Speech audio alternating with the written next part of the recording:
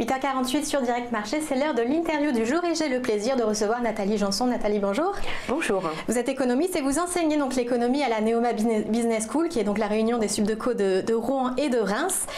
Vous êtes venu nous parler d'Europe, l'Europe qui était souvent sur le devant de la scène ces derniers mois, pas forcément pour de bonnes raisons. Il y a eu le Brexit, il y a eu le vote de la Catalogne et les élections italiennes tout récemment. Quelle lecture faites-vous de ces votes contestataires de ces dernières années? Déjà, comment on peut les qualifier? Alors, ce vote de ces dernières années en fait montre effectivement qu'il y a une difficulté au niveau de la population d'accepter en fait les règles de l'euro, et en particulier je pense que la confusion vient aussi du fait qu'il n'était pas clairement accepté par tous les pays qu'en échange d'une monnaie en fait unique, il y avait certaines conditions à respecter, notamment au niveau de la discipline des finances publiques, et que pour certains pays qui avaient déjà des problèmes au départ, on pensait qu'en fait l'euro allait aboutir à cette discipline naturelle, et en fait on s'est rendu compte que ce n'était pas le cas, et que lorsqu'en fait cette discipline devait se réaliser, eh bien elle n'était pas forcément acceptée par les populations. Donc effectivement on voit bien qu'ici il y a une difficulté d'acceptation dans les règles. C'est un manque de démocratie, c'est un problème à ce moment-là? Alors oui, sans doute oui, un problème inhérent à l'Europe, c'était de penser vraiment, parce que ça a été même c'était une nouveauté, on va dire, puisque la création d'une monnaie comme l'euro, ça n'a jamais passé comme ça autrement dans le passé. Et la devanture, c'était de dire, vous verrez, la convergence se fera au fur et à mesure. Et en fait, on s'est rendu compte que la convergence économique, elle ne s'est pas faite au fur et à mesure. C'est-à-dire que des pays qui n'avaient pas fait les réformes fiscales, donc effectivement comme les pays, la Grèce, les pays plutôt du Sud, eh bien, ont continué en fait leur rythme d'avant, mais en utilisant l'euro. Et effectivement, à un moment donné, il y a eu un constat de réalité, et on s'est aperçu qu'ils n'avaient pas fait de discipline fiscale, et on en est arrivé aux crises. Donc, et ça, par contre, la crise a été mal acceptée, puisque en fait, la population s'était dit, bah maintenant dans l'euro tout va bien. En fait, non, on est dans l'euro, mais en fait, les réformes qui étaient à faire, elles devaient se faire, et elles n'ont pas été faites. Donc il y a un manque de gouvernance au niveau national, en fait. C'est le niveau national, au niveau supranational aussi. Exactement, pour en fait clarifier en fait cette contrainte, parce qu'elle existe, elle est toujours là, elle ne changera pas. Et donc, avec le gouvernement italien, on voit à nouveau un gouvernement qui veut faire ce que finalement Tsipras a voulu faire, mais n'a pas pu réaliser, dans le sens où il voudrait un peu confronter, ou en tout cas aller à l'encontre en fait de ce que l'Europe dans sa majorité souhaite, ou en tout cas la majorité qui pèse le plus de poids. Alors c'est vrai que dans le cas de l'Italie, on va voir ce qui va se passer, puisque c'est quand même la troisième économie européenne, donc c'est pas comme la Grèce où on se dit qu'effectivement son poids... Oui, voilà, c'est ça la différence, c'est qu'aujourd'hui c'est le gros noyau dur de l'Europe qui aussi ont des votes contestataires. Est-ce qu'aujourd'hui il y a encore un risque sur la dette italienne?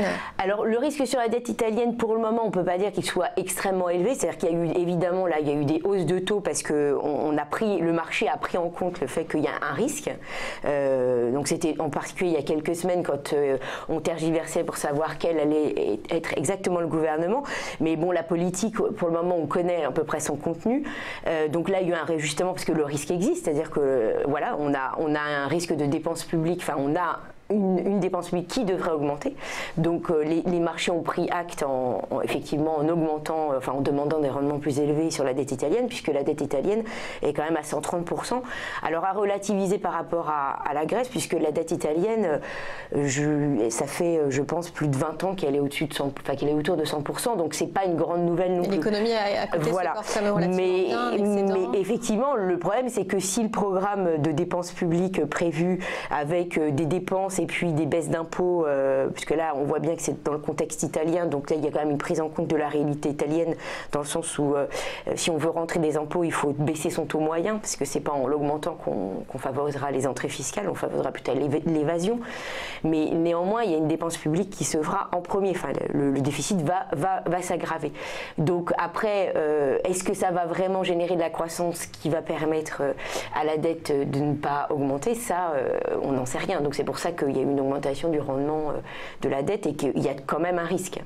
Quel système de mutualisation peut être mis en place en Europe? On sait que Merkel et Macron sont tout proches d'un accord. Qu'est-ce que ça peut donner? Alors, la mutualisation, oui et non. C'est-à-dire que pour le moment, on voit bien que Merkel n'est pas prête à la mutualisation. Alors, Macron, effectivement, Emmanuel Macron, il aimerait rester dans l'histoire européenne, je pense, pour avoir réussi à faire cette mutualisation. On voit bien qu'Angela Merkel n'est pas prête à la mutualisation. Par contre, de façon peut-être habile, elle a emmené le sujet sur effectivement le Fonds monétaire européen, qui là on ne parle pas de mutualisation, on parle juste d'un système qui, comme le FMI, qui effectivement viendrait soulager les pays en difficulté à la fois à long terme et à court terme, mais toujours avec ce même objectif, c'est-à-dire que le pays en question serait quand même sous surveillance européenne pour ses finances publiques. Donc je pense que pour un gouvernement italien, ce serait pas forcément quelque chose qu'il souhaiterait, comme par exemple lorsque on a mis sous surveillance la Grèce pour la dernière tranche d'aide qu'on lui a allouée. Elle a quand même été sous forte surveillance, hein, puisqu'il y avait des comités qui venaient quand même régulièrement pour savoir si on allait allouer la tranche suivante. Donc voilà, donc on voit qu'Angela Merkel essaye quand même d'aller sur quelque chose de plus ouvert, mais la mutualisation, elle n'en parle pas, contrairement à Emmanuel Macron. Oui, alors Emmanuel Macron, lui, il a des ambitions poussées. Qu'est-ce qu'il peut obtenir? Enfin, il veut aller vers plus d'intégration. Sur quel sujet est-ce qu'il peut réussir? Est-ce qu'il peut y avoir une gouvernance? Est-ce qu'il peut y avoir un jour un président de l'Europe? On sait peut-être qu'il aimerait bien... personnellement, je ne vois pas d'accord proche en termes de gouvernance, c'est-à-dire je pense que un budget peut-être. Alors peut-être un budget. Alors là, on parlait aussi d'un plan d'investissement éventuellement, mais néanmoins, voilà, quand on lit plutôt ce qui est proposé par Emmanuel Macron, on est sur des pourcentages de points de PIB. Quand on lit Angela Merkel, c'est des 20, 30, enfin c'est des dizaines de milliards. Donc pareil, on voit qu'il y a une échelle qui n'est pas commune.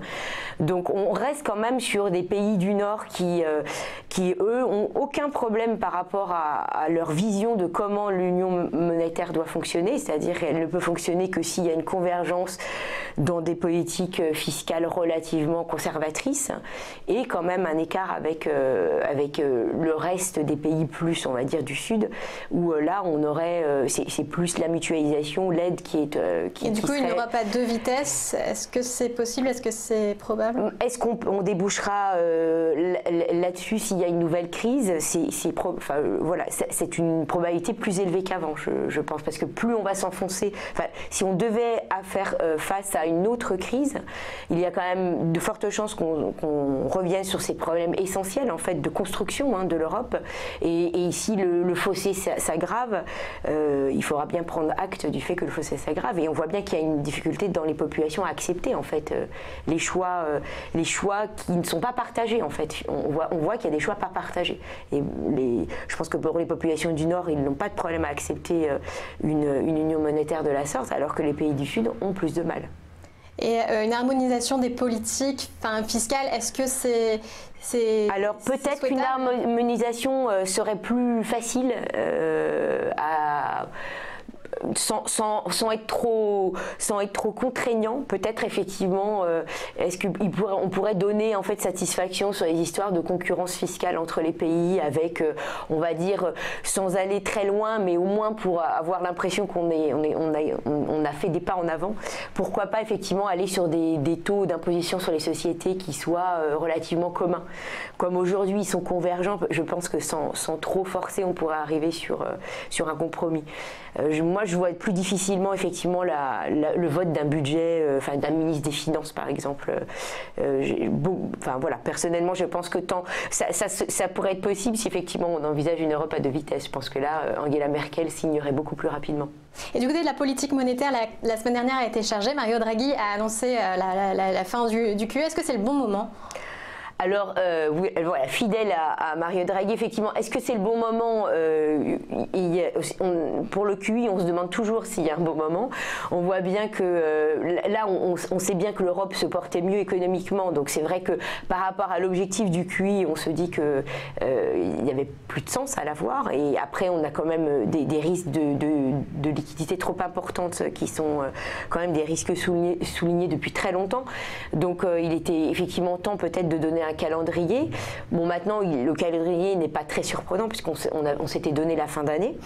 Maintenant effectivement on voit bien qu'il a comme d'habitude il joue toujours à l'équilibriste, puisque comme il ne veut jamais trop s'avancer et qu'il sait très bien qu'en fait il y a beaucoup d'incertitudes qui restent, et notamment les incertitudes politiques en Europe montent, il s'est réservé, il donne un droit de réserve avec le taux d'intérêt qui n'augmente pas. Donc, c'est-à-dire que là, le taux d'intérêt, on peut penser qu'ils vont augmenter à partir de quand? Alors, il a donné, toujours avec une grande ouverture, il a dit pas avant l'été 2019. Voilà, c'est ce qu'elle. Mais il a dit sous réserve de modification de contexte. Voilà. Mais il est vrai que le fait que le QE s'arrête, pour des pays comme l'Italie, s'ils doivent émettre plus de dettes, ça veut dire des taux d'intérêt plus élevés. Donc c'est pour ça qu'il n'est pas tout à fait cohérent avec lui-même. Il ne veut pas aggraver un potentiel risque.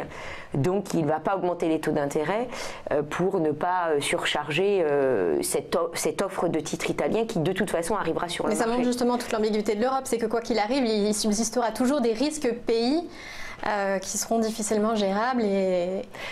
Oui, tout à fait. Mais à moins d'envisager une Europe effectivement politique totale, il est très difficile, tant que effectivement des pays sont des pays avec des gouvernements et des politiciens différents, il est très compliqué de se dire qu'on arrivera à plus d'uniformisation au niveau européen. Merci beaucoup Nathalie Janson. Merci. Je rappelle que vous êtes économiste et que vous enseignez à la Neoma Business School. Merci beaucoup.